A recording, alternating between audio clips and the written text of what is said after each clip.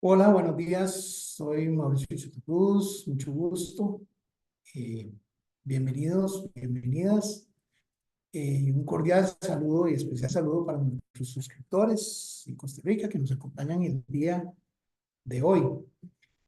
Hemos preparado una charla interesante, ojalá que sea para ustedes y provechosa, sobre preguntas frecuentes que nos hacen sobre todo nuestros suscriptores en Costa Rica, que le hacen a nuestra experta que yo voy a presentar, relacionados con el régimen de sanciones administrativas en temas de contrataciones públicas.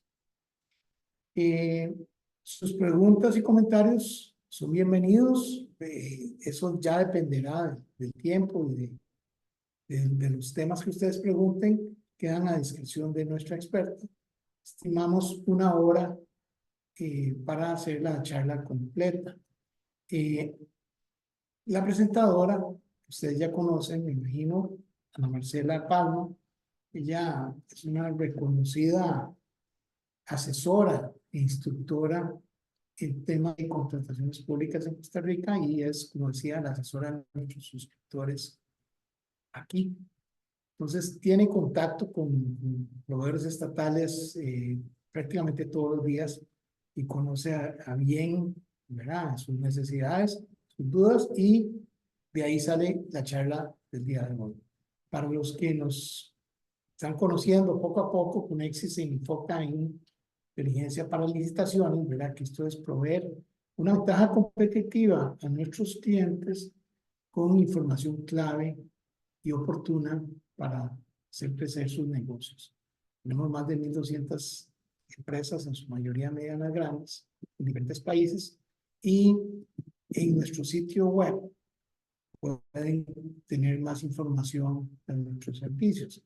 Tenemos 3 líneas: leads para identificación de oportunidades en forma efectiva, analytics para estudios de precios, competidores, compradores, estudios de mercado, y training, que es lo que hacemos en estos webinars, que es entrenamiento permanente para los equipos de ventas a gobierno, sobre todo nuestros clientes. Un ejemplo, cuando yo ingreso en la plataforma de Conexis, el tema de identificación de oportunidades es un tema clave, ¿verdad? O sea, el día a día de los equipos de licitaciones tiene mucho que ver con asegurar que vean todo lo que hay para sus negocios, que no se les pase nada, de una forma ágil. Para eso se usa la tecnología. O sea, en Costa Rica, con solo dar un clic aquí, yo ya tengo de mi cartera de productos, servicios, códigos y demás marcas y demás identificadores de mis productos. Yo ya tengo actualizado a ese momento qué hay para mi negocio. O sea, de verdad que por eso es que yo tengo que tomar ventaja de diferentes formas para poder competir y crecer en este mercado. En este ejemplo, por ejemplo, yo tengo dos productos. Aquí uno morfina, que dice un código que dice que contiene morfina. Veamos que tengo un ejemplo de cierre. Esos son los más difíciles, ¿verdad? Equipo médico PIEM. Es un poquito más grande. Equipo médico PIEM. O sea, ¿qué es lo que contiene? Clic, si yo vendo cierres, le doy clic. Aquí me dice cierra para yesos inalámbrica, ¿verdad? Esos son otro, instrumental y servicio de emergencias del hospital tal. Contiene cierre. Clic. Y ahí muy fácilmente llego a el producto que yo necesito. Esta facilidad, así de sencilla como se ve, suministro de productos farmacéuticos, tiene otro de mis productos, morfina, ¿verdad? Entonces, esta sencillez de que me dice en tiempo real qué es lo que hay para el negocio, no importa dónde lo hayan puesto y cómo lo hayan puesto, me ahorra tiempo valioso, ¿verdad?, los equipos de licitaciones, y me ahorra riesgo de que se me pase algo que es el típico, y me ayuda a vender más porque veo todo lo que hay para mí. Ahora tenemos un servicio renovado, que son estas que se llaman alertas tempranas, que yo las puedo crear para todos mis productos o para algunos específicos que quiero monitorear.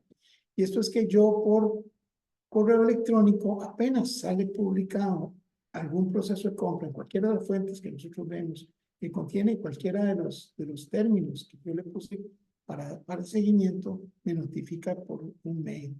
Pero ese mail no solo me está diciendo que aquí hay algunos de mis productos, sino que tiene otras funcionalidades importantísimas. Una es esta de notificar cambios, que con solo dar clic aquí desde el correo electrónico, me notifica si hay un cambio de fechas o un cambio de documentos en ese expediente. Pero además me avisa, que me dice, me recuerda, mañana vence el periodo para presentar aclaraciones. Mañana es la presentación de tal oferta. De tal manera que tiene un calendario de todos mis procesos de seguimiento. Y además, otra cosa que muchas empresas no hacen, salvo clientes de Conexis, es que no les da tiempo para hacer estudios de precios, ¿verdad? Aquí se hacen un clic, puedo ver las compras previas, puedo ver los competidores con los que probablemente me voy a encontrar, ¿verdad? Porque ya han vendido ese producto a esa institución en el pasado, puedo ver sus contrataciones, sus marcas y demás.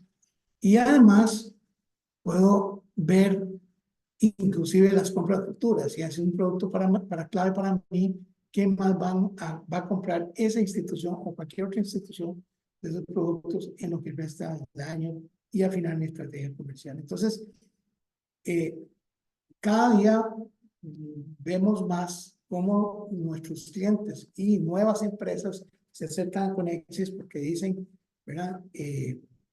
Necesito competir con mayor eficacia, necesito ahorrar tiempo, necesito que no se me vuelva a pasar nada y necesito vender más. Entonces, estos servicios están a su disposición si se quieren beneficiar con ellos desde ahora. Bueno, con ese preámbulo, le doy la bienvenida muy cordial, como siempre, a nuestra experta, Ana Marcela. Buenos días, Ana Marcela. Hola, don Mauricio, un gusto saludarlo, espero que esté muy bien por allá.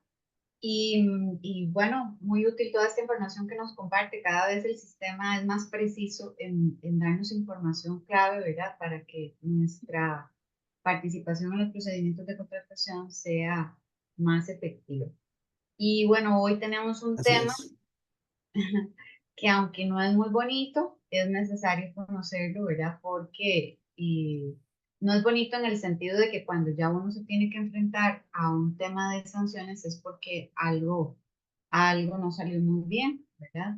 Y entonces nos enfrentamos a consecuencias y siempre es necesario pues saber cómo enfrentar o identificar en qué terreno nos encontramos de frente a la administración. Por eso quisimos abordar el tema de las sanciones administrativas en particular, con una serie de preguntas frecuentes que recibimos a través del servicio de consulta de asesoría jurídica general que Conexis ofrece a sus suscriptores. Y en este tipo de consultas, pues vamos viendo inquietudes, obviamente, que son muy relevantes para ustedes, como por ejemplo, ¿qué pasa si me equivoqué en la oferta y no puedo cumplir? Esta es una pregunta que con alguna constancia aparece, ¿verdad? Dentro de las inquietudes que ustedes nos plantean.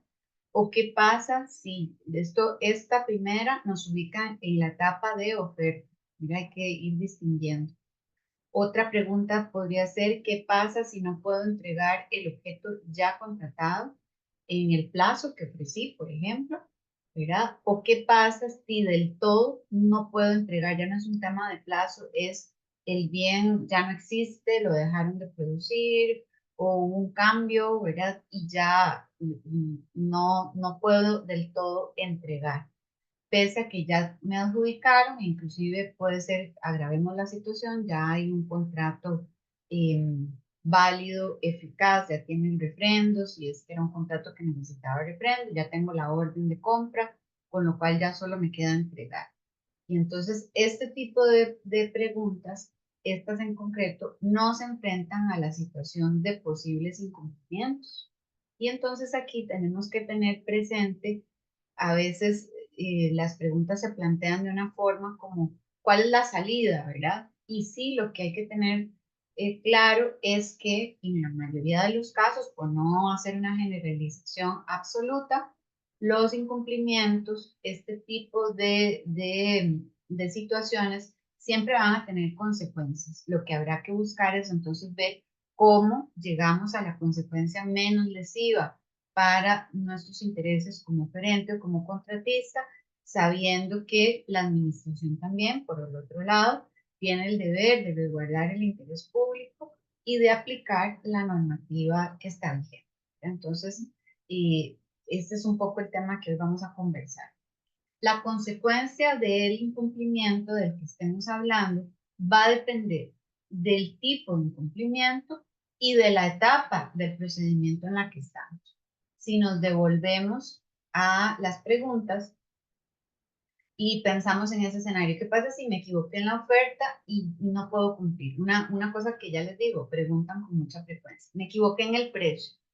Me di cuenta que puse un precio muy bajo, nos faltó, no sé, puede ser un error de digitación en el SICOP o simplemente intercambiamos los precios de una línea a otra, muchas cosas que pueden pasar, pero aquel precio que tenemos ahí no nos es rentable y más bien en ese escenario la adjudicación se nos puede convertir en un problema. Ya no queremos ganar, contrario a lo que sería natural, en ese escenario ya no queremos ganar. Entonces, ¿qué pasa? Y ahí pueden pasar o podemos plantear distintos escenarios. Si yo, por ejemplo, oferente, que me doy cuenta que me equivoqué con el precio y que ya no quiero continuar, hago una manifestación en el sentido de retirar la oferta, como veremos más adelante, me expongo a una sanción administrativa del tema de los que estamos hablando hoy.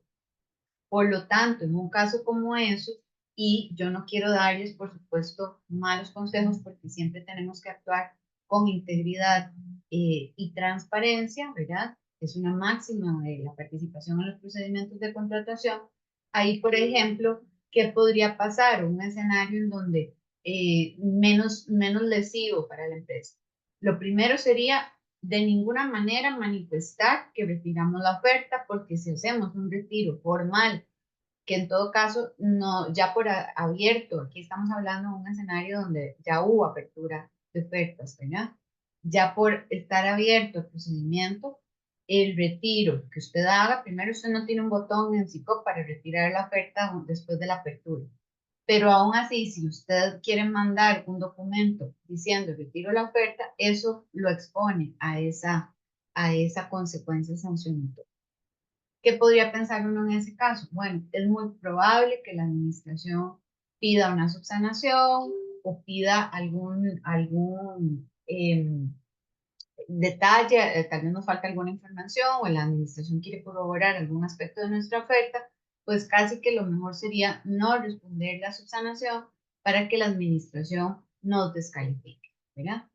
Pero ahora vamos a ver qué puede pasar si hay otros pasos a nivel del procedimiento, si estamos en otra etapa del procedimiento. Como podría ser si ya estoy adjudicado y me doy cuenta que no puedo entregar, que es el otro escenario que deseamos. Al final, la normativa ya está vigente, ya están reguladas las situaciones y eso en el fondo nos da seguridad jurídica y por eso es que de hecho estamos compartiendo esta charla con ustedes, para que ustedes puedan ubicarse y tener claro cuáles son las posibles consecuencias a las que se podrían estar enfrentando. Si estamos ya en la etapa de ofertas, lo que decíamos, ya se hizo la apertura, un incumplimiento de nuestro compromiso. Recuerden que desde que ustedes presentan la oferta a la administración, quedó ahí en el SICOP y el proceso se abrió, ya quedamos sometidos a todo el ordenamiento jurídico aplicable. Es una presunción que hay en el sentido de que la oferta está sometida y aceptó todas las condiciones de la ley, del reglamento, del pliego de condiciones y de cualquier otra normativa aplicable.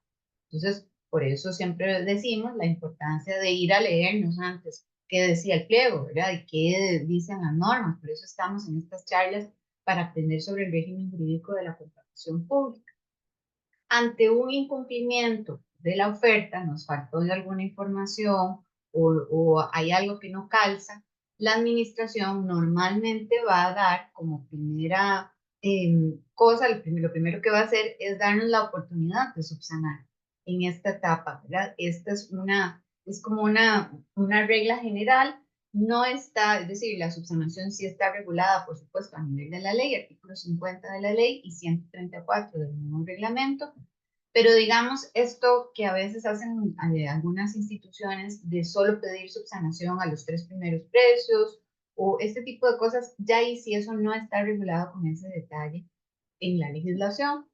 Ahí un poco habrá que ver qué pauta dio. Algunas veces la administración ya lo advierte en el pliego de condiciones. El estudio de las ofertas se centrará en las 3 mejores ofertas en relación con el precio, por decir algo. Entonces, de ahí sabemos que posiblemente ni siquiera nos lleguen a pedir una subsanación si quedamos en cuarto lugar o de ahí en adelante, ¿verdad? Pero en principio, si hay algo inconsistente en la oferta, la administración lo que va a hacer es darnos la oportunidad de subsanar. Y a partir de la respuesta a la subsanación, la administración va a determinar si esa subsanación es válida o si en cambio hay que descalificarla. Entonces, un incumplimiento en etapa de oferta puede tener la consecuencia de la descalificación. Si volvemos al escenario aquel donde pensamos, bueno, el precio, nos equivocamos en el precio y la administración me está preguntando, puede ser un caso también donde hay un precio contradictorio, puse un número en el SICOP y en el documento que subí en la oferta puse otra cifra y la administración me va a preguntar cuál es el precio, porque hay que saber, ¿verdad? Recuerden que en el tema precio, que es uno de los elementos esenciales de la oferta, el precio tiene que defenderse como un precio cierto y definitivo. Entonces, ¿qué pasa? Si hay alguna contradicción, la administración va a dar la oportunidad de subsanar, lógicamente, y aquí hago la observación de que no siempre que una administración da la oportunidad de subsanar, quiere decir que ya está validando la oferta. Por supuesto que no. Está dando la oportunidad de aclarar, pero la administración tiene el deber de recibir esa información, de recibir esa respuesta y analizar, verificar el punto clave de la subsanación, que es si se otorga o no una ventaja indebida.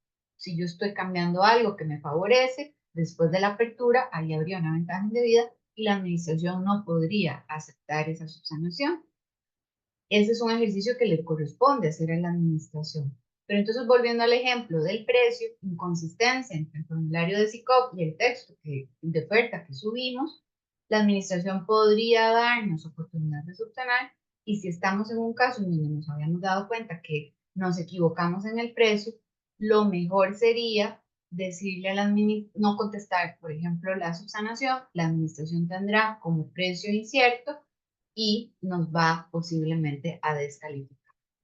Si yo llegara a decir el precio es este, de esos dos, el precio real es este, ¿verdad? Si está ahí puesta la cifra que nos sirve, tengo que estar en condición de sustentar, de lograr demostrar de alguna manera que realmente ese era el precio y que lo otro fue, por ejemplo, un error material. Porque de lo contrario, si no se logra hacer eso, la administración posiblemente también descalifique, porque por el mismo tema de la ventaja indebida. Entonces, normalmente durante la etapa de estudio de ofertas, los incumplimientos que se detecten con respecto a la oferta, dependiendo de cómo se dé la subsanación y si esta es válida o no, pueden determinar la descalificación de la oferta. Ahora, si avanzamos en el procedimiento de contratación y ya estamos en una etapa donde ya ganamos, ¿verdad? Las otras dos preguntas que teníamos planteadas al inicio, ya ganamos la adjudicación y nos damos cuenta de que no podemos cumplir, si estamos en la etapa de formalización del contrato, pueden haber, la normativa contempla 3 escenarios de no formalización. Por ejemplo, yo me di cuenta, yo gané, pero no me sirve ese precio que coticé, no me sirve, o ya no voy a poder entregar el bien, fábrica me dice que dejaron de producir ese bien, y entonces digo, no voy a otorgar garantía de cumplimiento, porque al final me la van a ejecutar, ¿sí? ¿Ya? Si no he otorgado garantía de cumplimiento. Recuerden también que es el adjudicatario ahora quien debe presentar el presupuesto detallado. Esa es una obligación que está derivada de la ley y del reglamento, y ya no voy a presentar ese presupuesto detallado o no voy a suscribir el contrato. En ese momento a la administración se le genera un problema. Tenía una adjudicación en firme, tenía ya un contrato casi listo, ¿verdad? Vean que aquí estamos todavía en etapa de formalización, pero faltaba alguno de estos pasos, o todos, o alguno, para lograr la formalización y encaminarnos a el contrato válido y eficaz. Y en ese caso, la administración, cuando se enfrenta a alguna de estas situaciones, tiene que declarar insubsistente la adjudicación. Es decir, tiene que prácticamente decir, esta adjudicación queda sin efecto. La palabra sería queda insubsistente. Y eso le da a ella, a la administración, y la normativa ahora le resuelve porque la administración puede ir al segundo mejor evaluado del procedimiento y readjudicarle a él, ¿verdad? Pero para los efectos de la charla que hoy nos interesa, el adjudicatario original, quien no continúa con la formalización del contrato por la razón que sea, está incumpliendo, ¿verdad? Tenía obligación de entregar la garantía, tenía la obligación de entregar el presupuesto detallado, tenía la obligación de suscribir el contrato y ya no lo quiere hacer. Entonces ahí se expone al proceso sancionatorio. Sancionatorio, ¿por qué? Sanción administrativa prevista en la Ley General de Contratación Pública como inhabilitación simple en virtud del artículo 118, inciso A, y del 119, inciso B, que dice dejar sin efecto la propuesta sin mediar una justa causa durante cualquier fase del concurso. Esa sería la norma que me expone a sanción también si yo retiro la oferta, ¿verdad? O no suscribir el contrato en caso de resultar adjudicado, inciso N, ¿verdad? Entonces ahí vemos cómo podríamos exponernos a la inhabilitación simple. Ahora vamos a explicar qué son esas sanciones. Aquí lo que sí pasa es que a nivel económico no hay consecuencias como pasaba antes, porque antes en los procedimientos de licitación abreviada y de licitación pública que se pedía obligatoriamente garantía de participación, pues además de la sanción, porque también la ley de contratación tenía previstas sanciones similares, me exponía a la sanción económica de la ejecución de la garantía de participación. Eso, como quien dice ahora en el nuevo régimen, ese riesgo ya no lo tenemos. Eso no lo ahorramos, por así decirlo. Pero la posible sanción administrativa de inhabilitación simple sí está ahí latente a partir de estos dos incisos, el dejar sin efecto la propuesta sin mediar una justa causa. Recuerden además que aquí la valoración de lo que es una justa causa le tocará a la administración. Para ustedes puede ser muy justa causa que el precio tenía un error, pero para la administración le va a decir no, inclusive porque hay una norma en el reglamento que dice que cualquier error que cometamos en nuestra oferta, nosotros como oferentes asumimos las consecuencias de ese error. Entonces ahí la administración posiblemente nos va a decir no, eso yo no lo considero una justa causa y lo voy a sancionar. Entonces hay que tener presente esas posibles consecuencias en ese caso. Lógicamente uno ahí hace pues la relación costo-beneficio, ¿verdad? Y si al final es lo que es, pues en definitiva ya al menos sabemos a qué estamos expuestos. Ahora, siguiente paso, estamos en la ejecución del contrato. Ya estamos con la ejecución del contrato y hay algún incumplimiento. Y la otra pregunta que planteábamos al inicio, no puedo entregar en plazo o no puedo entregar la cantidad completa, ¿verdad? Yo ofrecí 100 computadoras para 15 días y solo tengo 50.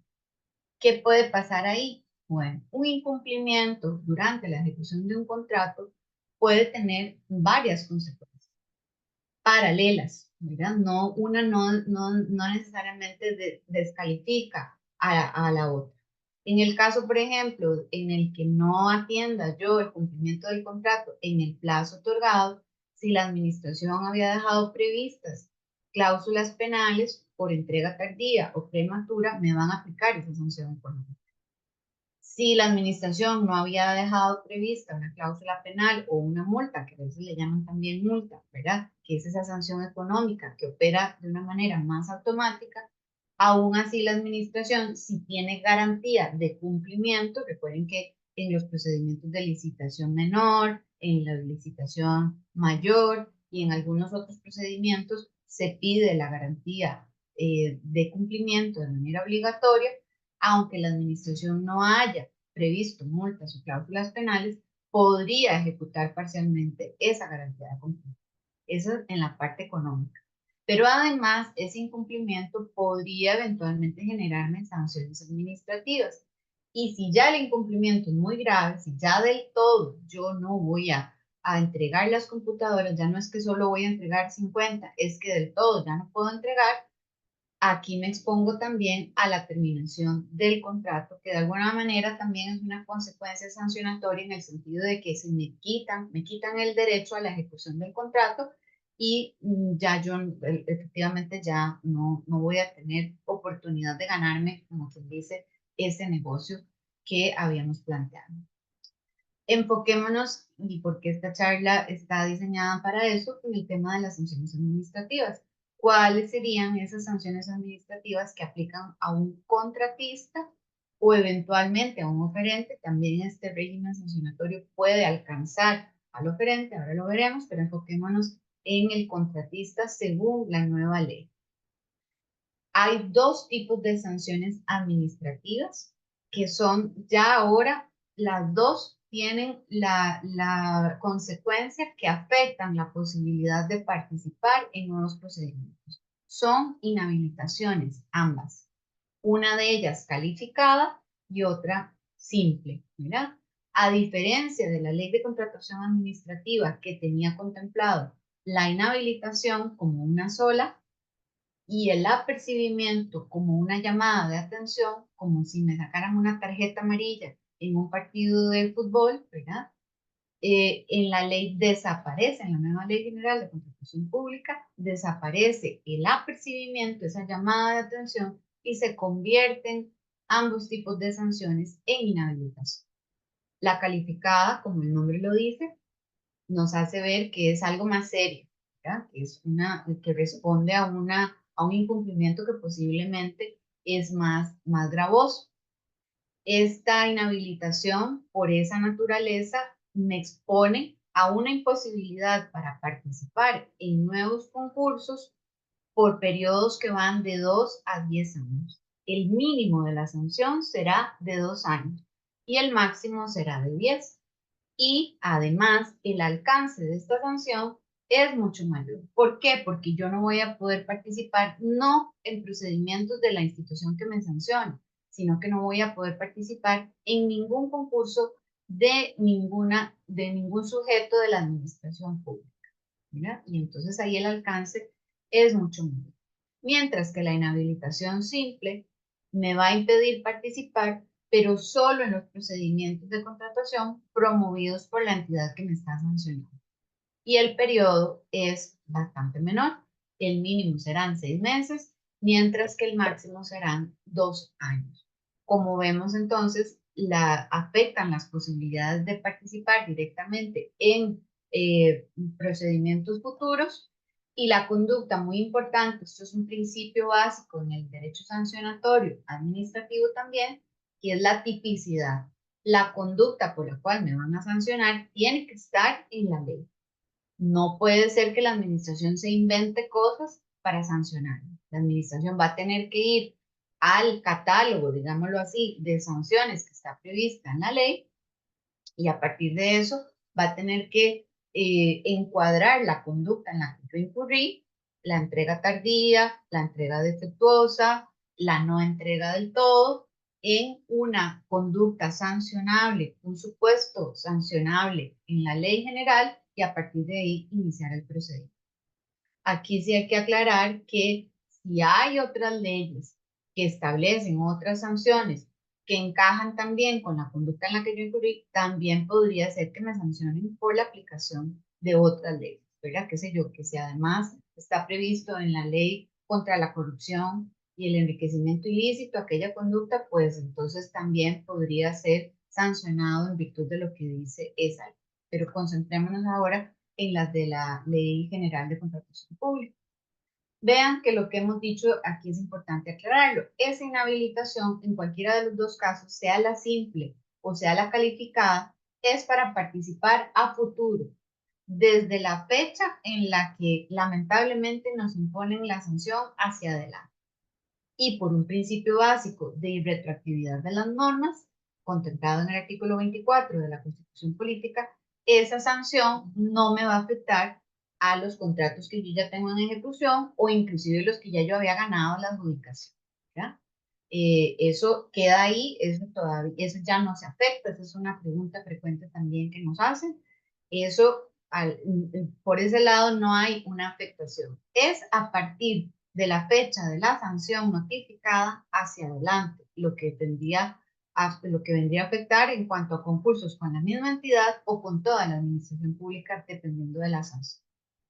Y entonces ahí también, del lado, si tenemos hoy participantes que están del lado de la administración y el tema les interesa, pues la administración también a la hora de recibir las ofertas, antes de dictar el acto de adjudicación, pues la administración tiene que estar muy segura de que ese oferente que va a ganar, al que le va a beneficiar, al que le va a dar la adjudicación, ¿verdad? Luego de toda la etapa de estudio de ofertas, no tiene ningún impedimento para contratar con la administración y ahí se abren dos vertientes.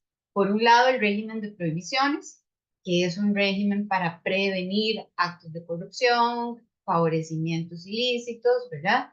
Y ese es un régimen que, en principio, ¿cómo se controla? A través de la declaración jurada, que ya está en el SICOP y que normalmente se nos pide reiterar a la hora de presentar la oferta, porque la marcamos ahí con el sistema SICOP, nos pide marcar otra vez y ahí decimos no nos alcanza el régimen de prohibiciones. Normalmente la administración se va a confiar en esa declaración. Ahora, yo por experiencia propia también le digo, también les digo, yo que he sido funcionaria, ¿verdad?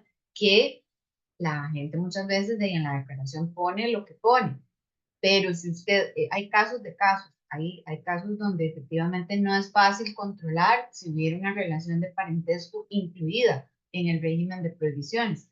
Pero hay otros casos en los que sí, y entonces un poco de malicia, un poco de precaución no está de más para verificar un tema ahí. A mí me pasó, trabajando yo en la administración pública, en una institución, con un presidente ejecutivo, además muy conocido por sus negocios en el país, que de pronto llega una oferta que sonaba mucho al nombre de la empresa del grupo familiar del presidente ejecutivo. Los apellidos y todo era muy, y sin embargo venía con declaración jurada de que no había alcanzado el régimen de prohibiciones, ¿verdad? Muchas veces aquí yo no hablo, en ese caso dejo al margen cualquier dolo, cualquier malicia con respecto a eso. Lo cierto es que ahí sí se estaba incumpliendo el régimen de previsiones y aquella oferta no se podía adjudicar, ¿verdad? Bueno, de hecho, es el participar y el obtener un contrato violentando el régimen de prohibiciones va a generar una sanción o puede generar una sanción administrativa de las que estamos hablando. Entonces, ahí meto el comercial en el sentido de que sí, el modo en que la administración en principio se asegura de que no hay violación al régimen de prohibiciones es la declaración jurada de los oferentes, pero no está de más en algún caso tener alguna malicia y revisar porque podría ser que aquello efectivamente no sea tal cual lo dice la declaración. De hecho, en un caso como esos, también la persona que declara se expone a quedarse sin la adjudicación, se expone a un proceso sancionatorio y se expone también a un posible proceso penal por haber mentido bajo la fe de juramento. ¿Ya? Entonces, ojo que ahí hay que tener cuidado y sabemos que el régimen de previsiones tiene su complejidad. Hemos dado charlas también sobre eso y hay que saber identificar si realmente estamos o no cubiertos por el régimen de prohibiciones por el alcance y la importancia que eso tiene. Y por otro lado, pues la administración tendrá que asegurarse de que esa oferta a la que va a adjudicar no tiene ningún impedimento en virtud de una sanción. Y ahora vamos a hablar qué pasa de las sanciones que vienen del régimen anterior, por ejemplo, una inhabilitación de la ley de contratación administrativa. Ahora ya casi llegamos a ese tema.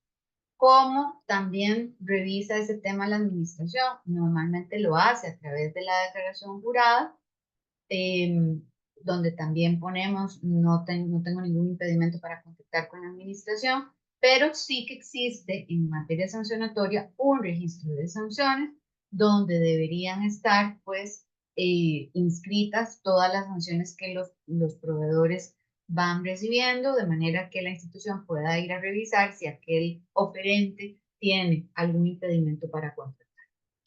Ante un proceso, eventualmente, si la administración tiene la duda, ok, este oferente tiene un proceso sancionatorio, ¿qué debe verificar la administración? La fecha de notificación de la sanción de inhabilitación y la fecha en la que va a adoptar o ya adoptó el acto final, por si acaso tuviera duda. Yo beneficié a esta empresa y al día siguiente le notificaron una inhabilitación. Bueno, no la alcanzó, porque como dijimos, la sanción aplica a partir de la notificación en adelante. Por aquí tenemos un oficio de la Dirección de Contratación Pública de mayo de este año que se refiere a ese tema, digamos, en esos. Ahora, otra pregunta frecuente. ¿Qué pasa? Lo que hablábamos, esta pregunta la han hecho en varias oportunidades en nuestro servicio de consulta.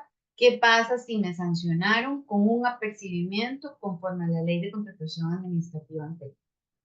¿Puedo participar en un procedimiento de la nueva ley? Les decía que en la ley anterior, en la ley de contratación administrativa, había dos tipos de sanciones. Por un lado, el apercibimiento, que es una llamada de atención que figuraba, como les decía, como un primer aviso, como una advertencia para el contratista o eventualmente para el oferente. Y en algunos casos, si la conducta que me había generado el apercibimiento se reiteraba, podía en la segunda vez ya derivarme a una sanción de inhabilitación.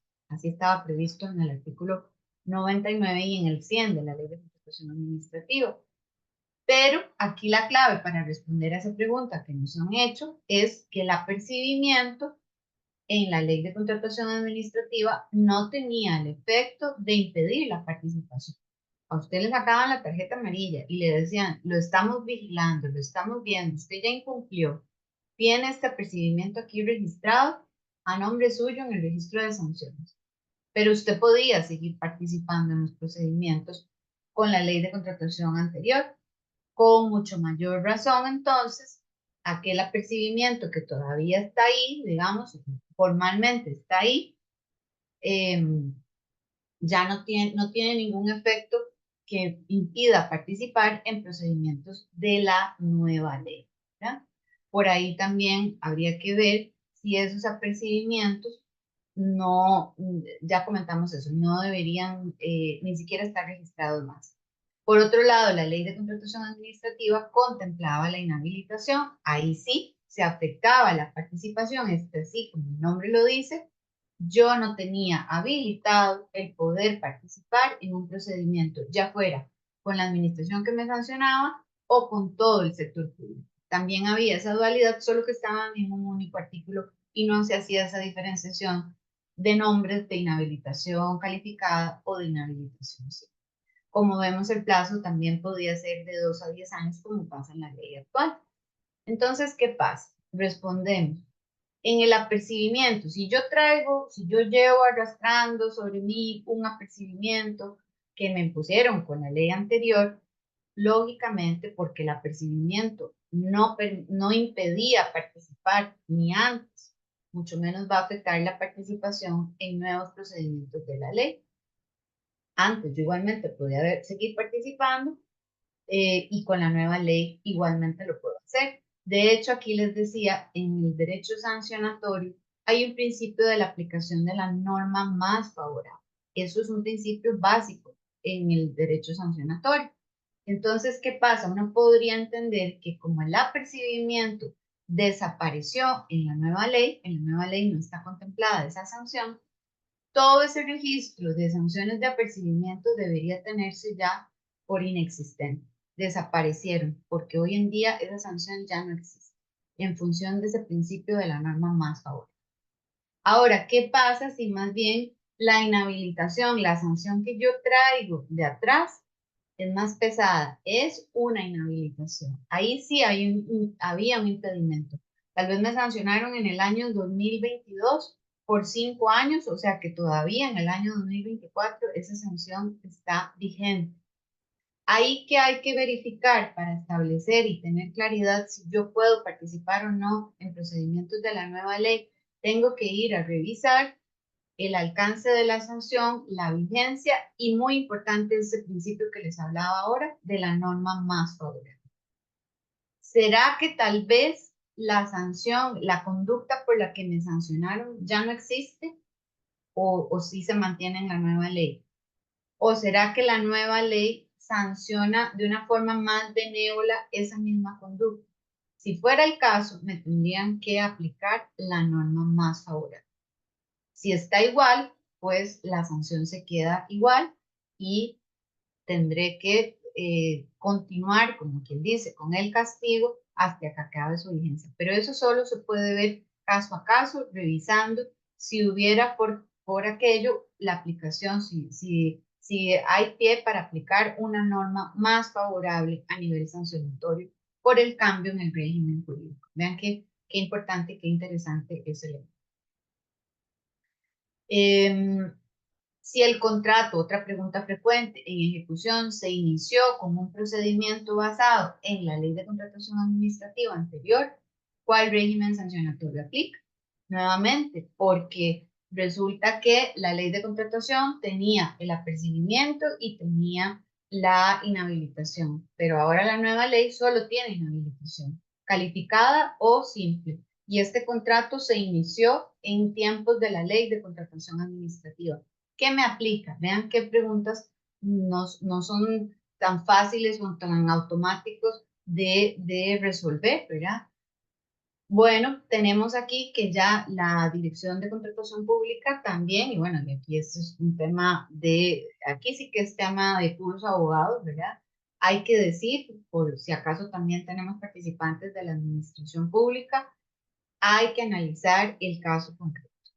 Y hay que considerar que existen dos transitorios, el primero y el segundo de la Ley General de Contratación Pública, que básicamente dicen todos los procedimientos de contratación cuya decisión inicial fue adoptada o están en ejecución en un contrato antes del 1 de diciembre del 2022, deben finalizarse al amparo de las reglas de la Ley de Contratación Administrativa y su reglamento, o si hubiera un régimen especial como el del ICE, con esas reglas. Pero también hay que tomar en cuenta el principio de irretroactividad que establece el artículo 34. Ahí me había equivocado en la otra diapositiva, es el 34, no el 24 de la Constitución Política. No le podemos dar efectos retroactivos a leyes en perjuicio de persona alguna o de sus derechos patrimoniales adquiridos o de situaciones jurídicas consolidadas. Eso significa entonces que va a haber que analizar el caso concreto y establecer nuevamente cuál es la norma más favorable. Vean que aquí lo tenemos.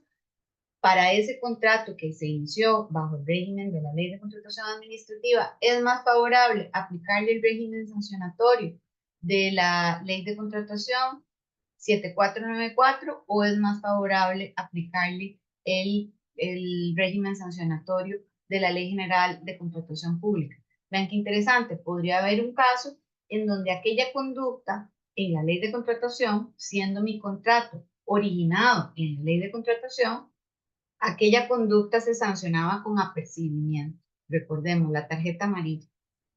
Pero hoy en día ya el apercibimiento no existe. Entonces, en un escenario como ese, posiblemente, vean que hablo en términos hipotéticos, porque hay que analizar cada caso concreto, posiblemente no me deberían sancionar porque ya esa sanción de apercibimiento no existe y me deben aplicar la norma más favorable. Entonces vean qué interesante lo que puede llegar a pasar. Y vean, aquí les dejo la referencia de al menos 3 oficios de la Dirección de Contratación Pública que se refieren en esos términos a este tema que no deja de tener su complejidad. Veamos ahora entonces ese régimen sancionatorio de la Ley General de Contratación Pública, de la nueva ley. Ya dijimos que hay dos tipos de inhabilitación, desapareció el apercibimiento y esta norma, el régimen sancionatorio, para poder entenderlo, hay que leer las normas en conjunto. El 118 de la ley me va a decir qué es la inhabilitación simple, o al menos por qué periodo y qué alcance tiene, y qué es la inhabilitación calificada, su periodo y su alcance. Y es en el inciso B, cuando me dice el alcance de la inhabilitación, que por exclusión nos va a decir el alcance de la inhabilitación simple, remitiéndonos al artículo 119 de la ley. O sea que las dos normas hay que leerlas conjuntamente. Además, vean que los periodos de sanción están abiertos. En la inhabilitación simple, de 6 meses a 2 años. En la calificada, de 2 a 10. ¿Cómo se define? Eso ya no lo dice la ley. La ley lo que le dice al funcionario encargado de sancionar es que debe aplicar estos criterios de valoración del artículo 120. Tendrá para decidir si le pone el máximo, el mínimo o algo intermedio, se deberá valorar el impacto negativo de la acción o omisión en el servicio público que brinde la administración o en el interés público. No es lo mismo incumplir un servicio de limpieza en una oficina de un banco que incumplir un servicio de limpieza en un quirófano de la Caja Costarricense de Seguro Social, ¿verdad? Ahí puede tener un impacto mayor o menor. Eso hay que valorarlo a la hora de poner la sanción. La reiteración de la conducta. Me incumplieron el servicio hoy, pero también el mes pasado 3 veces, ¿verdad? Entonces, la reiteración de la conducta. Y la comisión de varias faltas dentro de un mismo concurso. Me incumple, no me llega tarde, o me da productos de inferior calidad, o la persona no está capacitada para prestar el servicio. Hay distintas faltas, entonces obviamente todo esto requiere documentación y prueba por parte de la administración también para ver ahora el tema que vamos a ver del debido proceso. ¿Cuándo aplica la inhabilitación simple? La más sencilla de las sanciones, la más leve, por decirlo así. Bueno, lo sacamos por exclusión con respecto al artículo 118, inciso B. El B dice cuáles son las de inhabilitación calificada. Entonces, todo lo que sobra sería inhabilitación simple. ¿Qué conductas tenemos aquí? La que ya habíamos comentado. Dejar sin efecto la propuesta sin mediar una justa causa durante cualquier fase del concurso. Eso puede ser en oferta, puede ser durante la etapa de estudio de la oferta, puede ser cuando voy a formalizar el contrato y ya no quiero, me quito, o incluso puede ser ya cuando estoy ejecutando el contrato. Incumplir o cumplir tardíamente sin motivo suficiente con el objeto del contrato o fuera del plazo pactado, sin que medie justificación alguna aceptada por la administración. Vean ahí la clave. Justificación aceptada por la administración. No es lo mismo si la administración entiende las razones que yo doy y, por ejemplo, me da una prórroga para cumplir fuera del plazo original, a si la administración me dice, no, no le autorizo nada, usted tenía que entregar y ahora lo voy a sancionar. En ese caso me pueden aplicar sanciones económicas, como comentamos antes, y también me podrían aplicar una inhabilitación simple.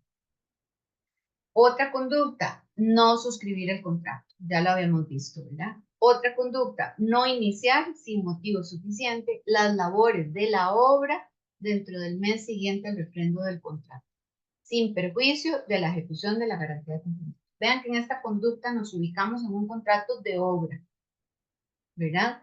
Y nos habla de no iniciar sin motivo suficiente. Otra vez ahí hay una valoración de si el motivo estaba bien o estaba mal. Otra conducta sancionable con inhabilitación simple, suministrar objetos, servicios u obras de inferior calidad. O, por ejemplo, subcontratar también con personas físicas o jurídicas distintas de las que pusimos en el listado de subcontratación. Y ahí tenemos las dos últimas, que es invitar a funcionarios públicos a participar en actividades organizadas o patrocinadas por nuestro fabricante, por nuestro proveedor. Ojo con ese tipo de cosas porque vean que puede generar una sanción. O participar también en hechos sancionables para los funcionarios. Si yo propicio que a un funcionario lo sancionen, si de alguna forma mi conducta hace que él también incurra en una falta y lo sancionen, yo también me voy a ver perjudicado por esa razón. La inhabilitación calificada.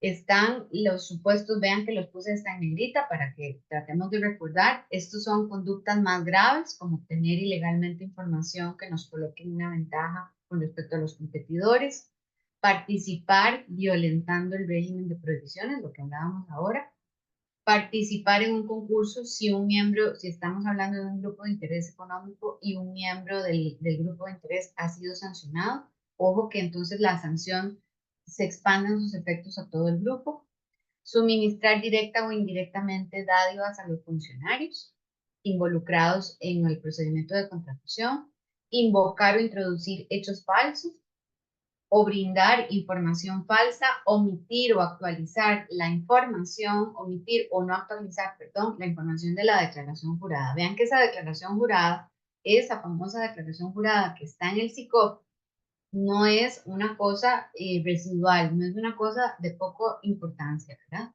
Otra conducta sancionable con inhabilitación calificada podría ser el utilizar información ilegítima, utilizar de forma ilegítima una pyme que en realidad pertenece a un mismo grupo de interés económico para obtener beneficios de pyme. Abandonar un contrato en ejecución sin justa causa, obtener un beneficio patrimonial indebido como resultado de obligaciones derivadas de un contrato, incluido un supuesto de contratación irregular, si nos beneficiamos del uso de una excepción, por ejemplo, de proveedor único, cuando en realidad no era cierto que existía un proveedor único, eso podría generar esta sanción. Dejar caducar una contratación, cuando dejamos ahí, no hacemos nada por 6 meses y el procedimiento caduca. Causar retrasos y encarecimientos en los proyectos de infraestructura pública, o también acciones o omisiones que ocasionen incumplimientos en proyectos de infraestructura pública que puedan poner en peligro la vida o la seguridad de las personas. Otra posible conducta sancionable con inhabilitación calificada serían causas por las cuales se rompa el contrato con responsabilidad para el contratista, esto si así se dictamina en sede judicial. ¿Qué consecuencias trae?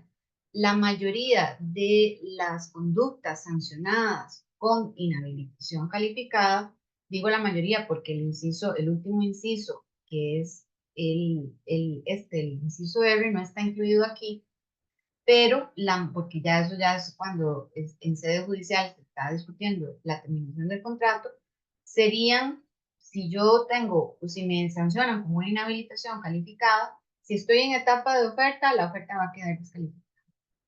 Y si estoy en etapa de ejecución del contrato, al contrato se va a terminar. Lo van a romper a través de la figura de la resolución contractual. Que eso sí hay que tener claro, son procedimientos que van por separado. Muy importante, la administración, la responsabilidad nuestra como oferentes o como contratistas prescribe hasta en un plazo de 5 años. Es decir, que yo ya pude haber ejecutado el contrato, si todavía hay hechos que se podrían sancionar y no han pasado 5 años, la administración podría abrirme el procedimiento sancionador. Otra pregunta frecuente, ¿quién me puede sancionar? Resulta que la ley dejó previsto que el proceso sancionatorio lo puede abrir o la Contraloría o lo puede abrir, lógicamente, la administración afectada. ¿Cómo me van a aplicar esa sanción? Lógicamente, esa sanción no es de aplicación automática, debe seguirse y respetarse todas las garantías del debido proceso, que son garantías constitucionales. La ley dejó previsto un procedimiento especial que está regulado en el artículo 121. Y ojo, muy importante, también por si hay participantes que están en el sector público. El debido proceso debe garantizar aspectos claves como que quien abre el proceso sancionatorio dentro de la institución tiene la competencia suficiente para sancionar. No puede ser cualquiera. Posiblemente no puede ser el proveedor. Una cosa es instruir el procedimiento y otra cosa es quién sanciona. Debe ser el funcionario competente para sancionar dentro de la estructura jerárquica de la institución. Si el poder sancionatorio viene, por ejemplo, de la junta directiva, pues entonces el proceso tiene que pasar por ahí. Ojo que no puede ser cualquiera el que abra el proceso sancionatorio. Hay que tener cuidado con eso. Y ya no aplicamos el procedimiento ordinario de la Ley General de la Administración Pública porque la ley de contratación tiene un procedimiento que es eminentemente escrito y que está desarrollado en el artículo 120. ¿Cuál es el alcance de la sanción? Pues la sanción queda ahí, ¿verdad? Ya sabemos, hay un registro de sanciones y no se extingue si fusionamos nuestra compañía con otra empresa o cambiamos la razón social o hacemos este tipo de cambios a nivel societario como para tratar de evadir. No. Si se genera una nueva sociedad o la empresa sancionada es absorbida por otra, los efectos se mantienen. Y más bien se consideraría fraude de ley crear una nueva sociedad o eventualmente acudir a una persona física para evadir los efectos de la sanción. Como dijimos, estas sanciones quedan registradas en el Registro Único de Sanciones que está en el SICOP. Finalmente, otra de las preguntas frecuentes, ¿se podría eventualmente contratar con algún proveedor sancionado? La ley dejó prevista esa posibilidad, pero exclusivamente para aquellos casos de sanciones de inhabilitación simple, o sea, si alguien tiene una inhabilitación calificada, no podría utilizarse esta excepción y siempre que la administración acredite que no hay más proveedores que puedan darnos ese bien o ese servicio. ¿Ya? Esa sería la dinámica. Vamos a ver algunas de las preguntas que tenemos por acá, que vemos que hay varias. Recuerden que muchas veces ustedes plantean preguntas que son de casos concretos, entonces es muy difícil analizarlos en una charla como estas que es de orden general, ¿verdad? Y veo que muchas son como en esa línea. Vamos a ver. Aquí, por ejemplo, preguntan si en el caso que poníamos de la etapa de estudio de ofertas, si no atendemos la subsanación, si hay más sanciones además de la descalificación. Es una muy buena pregunta, ¿verdad? Y ahí nos tenemos que remitir a ese catálogo que está en el artículo 119, que es las conductas sancionables. Si yo tengo preocupación de administrativamente me pueden sancionar por esto, nos vamos a las conductas que están descritas en el 119. Y resulta que para responderle a doña Cintia, no hay otra sanción, no quedó previsto, sería posiblemente muy riguroso sancionar, además de la descalificación, abrirle un sancionatorio a alguien que no responde a una subsanación o que no presenta algo, ¿verdad? Por ese lado, como quien dice, el oferente está salvado en el sentido de que no hay más consecuencias. Lo descalifican y ya está, no pasa nada, no quedó prevista una conducta de sanción por no atender una subsanación, por ejemplo. Por acá también nos dicen, me pueden sancionar si retiro la oferta en la fase en la que ya salió la adjudicación, pero no es tan firme aún. Tuve un problema con un aumento considerable en el precio. Pues uno diría que sí, ¿verdad? Que si la adjudicación no es tan firme, vean qué importante. Y aquí habría que revisar bien, pero uno podría pensar, bueno, si todavía no es tan firme la adjudicación, ahí y yo al final retiro, ¿verdad? Recuerden que además está ligado al periodo de vigencia de la oferta. Si por A o por B, aquí hay varios factores, Jonathan, o don Jonathan, a considerar, porque podría ser, por ejemplo, que la administración había pedido una vigencia de la oferta y ya esa vigencia expiró y la administración se alargó más el proceso de adjudicación. Pues a la larga yo podría decir, mi oferta estuvo vigente por el plazo que la administración solicitó, más allá de ese plazo ya yo no tengo un compromiso, con lo cual ahí habría que revisar, vean que el tema sancionatorio hay que verlo con pinzas, hay que ir a revisar cada elemento del caso para verificar. No podría pensar de entrada que si el acto no está firme y la oferta está obligada todavía, porque está vigente, y ahí ya yo la manifiesto que la retiro, eventualmente sí podría exponerme a una sanción. Por acá también preguntan qué sanciones pueden aplicar si no se cumple con lo pactado y no se realizó pago de la garantía de cumplimiento, ahí lo vimos, ¿verdad? Eso sí está previsto en el 119, si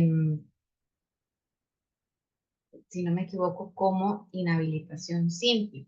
Incumplir o cumplir defectuosamente sin motivo suficiente con el objeto del contrato o fuera del plazo, sin que medie una justificación alguna. Entonces, ahí podría ser. Sí, lo mismo aplica para estas consultas que nos hacen con respecto a contratos de entrega según demanda o de convenios marcos, donde alguna de las entregas no las podemos hacer, ¿verdad? Entonces, eventualmente puede aplicar esto. Vean el caso de doña Silvia, que ella expone, es un convenio marco del año 2020. Es decir, que ese es un caso que estaba protegido, si se quiere, por la ley de contratación administrativa.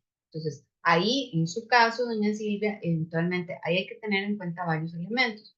La responsabilidad también prescribía en 5 años, pero hay que verificar cuál es la norma más favorable. ¿Cómo estaba regulado el tema de esos incumplimientos en la ley de contratación administrativa y cómo está ahora para determinar cuál es la norma más favorable a la que habría que acudir para efectos sancionatorios? Don Mauricio, no sé cómo estamos de tiempo, creo que hemos abarcado algunas de las consultas más importantes, el tema es bastante interesante, lógicamente, pero usted me indica. Si quiere, muchas gracias, Marcela, ¿verdad? Muy importante todo este tema. Y lo que sí vamos a hacer es que vamos a poner el video de esta charla, lo vamos a poner aquí en licitegana.com en la sección de noticias durante la próxima semana para que lo puedan revisar durante un tiempo y nuestros suscriptores lo pueden ver en, en la videoteca de la plataforma de Conexis. Quería también, Ana Marcela, aprovechar, no sé si se quiere referir a este taller de creación de hojas de cálculo para el reajuste de precios, que entiendo que también el tema del reajuste de precios es una consulta frecuente de nuestros suscriptores y justo tenemos este taller programado para que ellos entiendan. Sí, don Mauricio, es correcto. Cada vez más son las consultas que recibimos sobre, por ejemplo, cuáles son los índices que aplican para un determinado caso, porque las administraciones también nos están pidiendo esa información, es parte de lo que tiene que ir en la oferta, cuál es el índice asociado a eventuales reajustes de precio. Y esa respuesta normalmente no se las podemos dar de manera exacta porque depende de muchos factores, ¿verdad? Y ese tipo de dudas son las que pueden resolver en este taller, que además les va a dar claves todavía mucho más específicas, como ya vean que es crear hojas de cálculo para poder hacer efectivamente los números que tienen que ver con un posible reajuste o una revisión. Así que la verdad que yo lo recomiendo mucho y ahí pueden resolver muchas de estas dudas que nos están planteando de cuál es la fórmula. Muchas veces, a pesar de que la ley habla, por lo menos yo la entiendo así, el otro día lo hablaba con Eduardo, que es la administración la que tiene que decir cuál es la fórmula de reajuste de precios que va a aplicar, y lo dividiría en el pliego.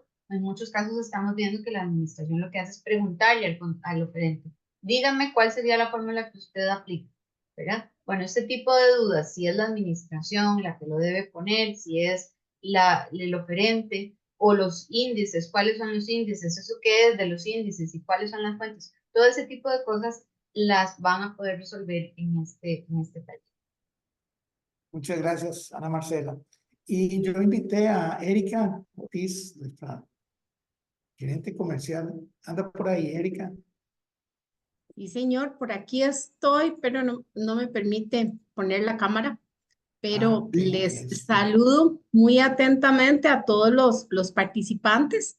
Gracias por recibirnos una vez más en estos webinars tan importantes que atendemos con la licenciada Palma. Yo quedo totalmente a las órdenes de ustedes y quiero invitarlos no solamente a este taller, quiero invitarlos a que se preregistren. El preregistro es importante para ir haciendo una primera acercamiento con ustedes. Sí es importante poder enviarles la factura cuanto antes en ese espacio que está marcando don Mauricio de reserve su espacio, sí es importante enviarles la factura cuanto antes para poder dejar en firme ese espacio reservado. No es un grupo grande el que vamos a hacer con este taller, por lo que les recomiendo a los interesados solicitar información o preregistrarse. Yo les estaré contactando para hacer el proceso de la inscripción lo más antes posible. Eso es con respecto al taller. Los invitamos a que participen. Clientes suscritos tienen un costo de 100,000 colones y las empresas que no están suscritas a Conexis tienen un costo de 115,000 colones más el 2% del IVA. Entonces, por ahí los espero para estar comunicándonos en estos días.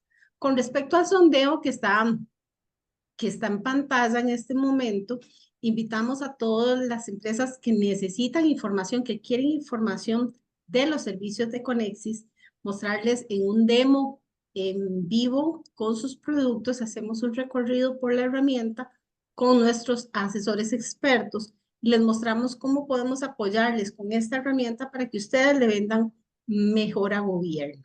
En esa, anóteseme ahí, por favor, en la opción 1, les estaremos contactando y agendamos esa sesión personalizada para ustedes.